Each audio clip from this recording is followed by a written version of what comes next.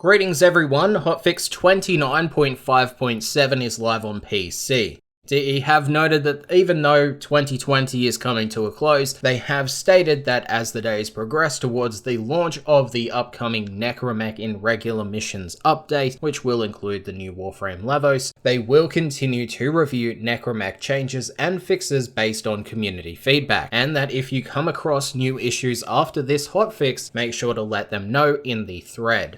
So, as of Hotfix 29.5.7, DE have made the following changes and fixes. Quote, on today's menu, we have a hearty serving of Bonewidow changes and fixes. Let's break down the nutritional facts here. The Arcana is a very high damage weapon for Voidrig, as it makes sense for his damage output kit. Bonewidow is our melee Necramech, more focused on survivability and endurance. Exalted Iron Bride is not going to match one-on-one with the Arcana, but that doesn't mean Iron Bride or the rest of her kit should be overshadowed. The below aim is to address the common community feedback to provide Bonewidow that extra dash of spice. So what they're doing, Necramech melee mods, Pressure Point, Fury and Reach will now apply to Exalted Iron Bride. They've renamed Bonewidow's Shield Maiden's Shield Bash to Maiden's Kiss.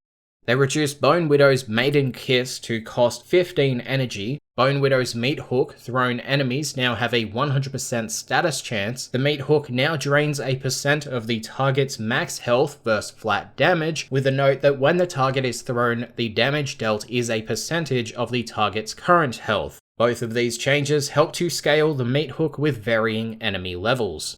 The Bonewidow Necramech can now reflect damage while blocking with Shield Maiden, which is exclusive to the player's version of Bonewidow. Bonewidow will now absorb enemy attacks for a few seconds after activating Shield Maiden, and the absorbed damage will be added to the shield's health. Enemy Bonewidow Shield Maidens now have a limited amount of health and can be destroyed. Enemy Bonewidows will no longer reattach their arms while wielding Exalted Iron Bride. With the note by DE, one thing at a time. They have removed MOUI when Bonewidow is wielding Iron Bride. And then we have the Bonewidow fixes. DE fixed a crash when using Bonewidow's Meat Hook on a Deimos Mitocid. Bonewidow's Shield Maiden not deactivating upon transferring out and back in, with the note that this resulted in your shield being on your chest and not active. However, when you pressed melee, you would do Maiden's Kiss, and it would cost energy instead of the normal Necramech unarmed attack. They also fixed Bonewidow's firing line affecting companions and pets, and the ability ragdolling you. They fixed enemy Bonewidows sometimes getting stuck with Iron Bride out and being unable to switch back to its gun. They fixed the Bonewidow melee attacking while using Shield Maiden, which would show Atlas's landslide ability pop-up text. They fixed Bonewidow's firing line animation not matching its current shield state correctly, Bonewidow's rear hitbox getting hit from front attacks. They have fixed Bonewidow's visual-only ability use prevented problem after toggling Shield Maiden and Iron Bride off. They fixed enemy Bonewidows not knowing how to initiate a Maiden's Kiss, enemy Bonewidows sometimes using incorrect idle animations that would cause their shield to look unequipped when it should be, and or their sword to be held incorrectly.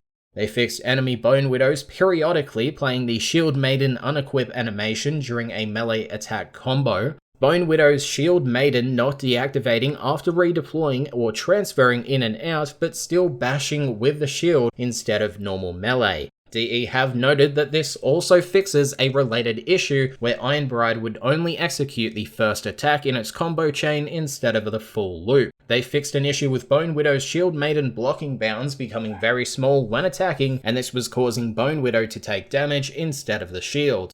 They fixed Bonewidow's Meat Hook not properly skewering the target if done by a client player, with the note that previously the ragdoll would appear to float around. They fixed enemies held by Bonewidow's Meat Hook being able to cast abilities, Bonewidow's Meat Hook not displaying not enough energy as a UI message, and lastly they fixed enemies on Bonewidow's Meat Hook teleporting to their last known spot instead of just being dropped when activating Shield Maiden at the same time.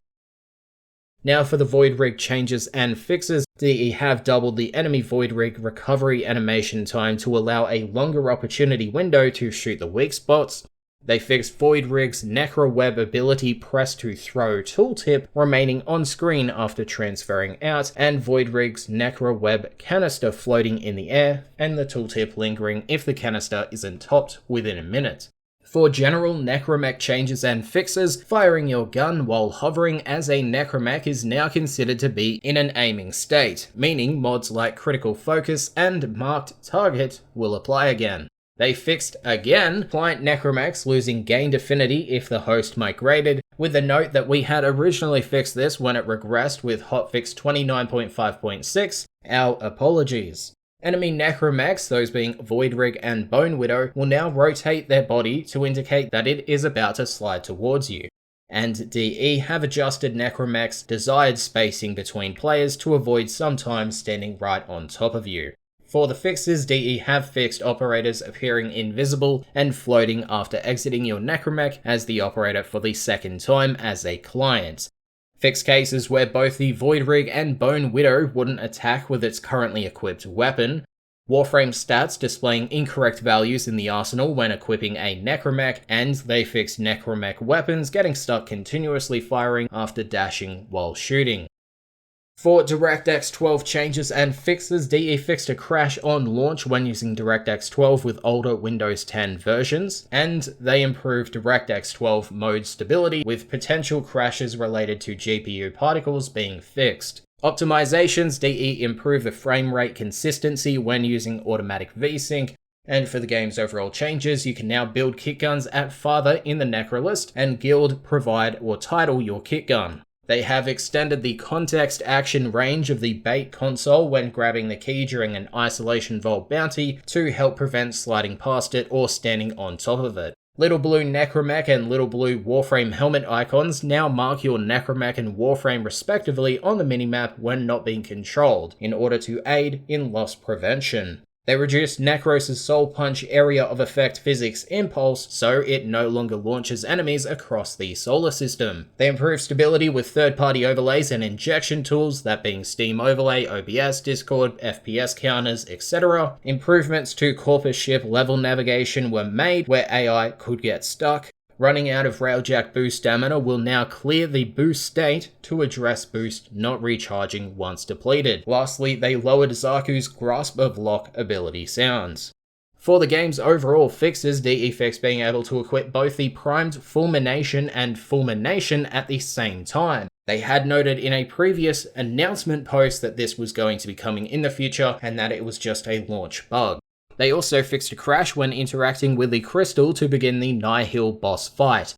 A crash that could occur if you skip the tutorial cinematic. A rare crash that could occur when using the Orvius as a client. The pause menu not working if you died or were downed while using transference. I-10 amber stars dropping far less frequently than before Deimos Arcana. An issue where binding the player list to your D-pad would override its functionality when navigating menus with a controller.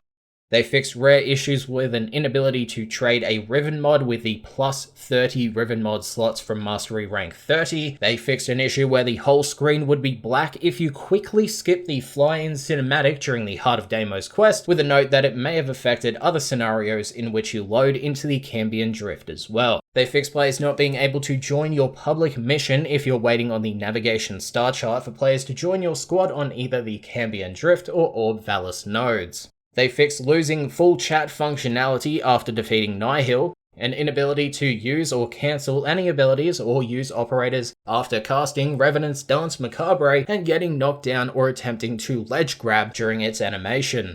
They fixed using Necros' Soul Punch to mark a victim and then killing them with a weapon, not raising them as a shadow for clients. They fixed the end of mission screen showing affinity gained for your equipped Necramech special weapons when you didn't use it during the mission, and no affinity was actually gained. They fixed cases where mining nodes could be inaccessible in the Cambion Drift due to it spawning inside the environment, an inability to chat link the kitgun weapons made with the new infested chambers, Vermin Splicer, and Spore Lacer. They fixed the Catabolist not showing a trigger type in Arsenal stats, health bars displaying the incorrect health amount after the host leaves during the squad in a free roam mission. They fixed an issue where if the Deimos Therid died while holding another enemy to throw, the enemy's ragdoll would be severed into two and look visually corrupted. They fixed broken Arcwing strafing animations, speech volume slider not resetting to 100 when the default button is pressed if the transmission volume slider is at 100. They fixed Inaros Prime's chat link screen including the blueprint button. They fixed Tilragor's axe appearing all black, some laser beams in the void, Ropalost and more not making any sounds, large fleshy walls rendering incorrectly on top of the sky in the Cambion Drift, excessive bloom on ammo drops in the Cambion Drift. They fixed an invisible wall in the Railjack's mesh.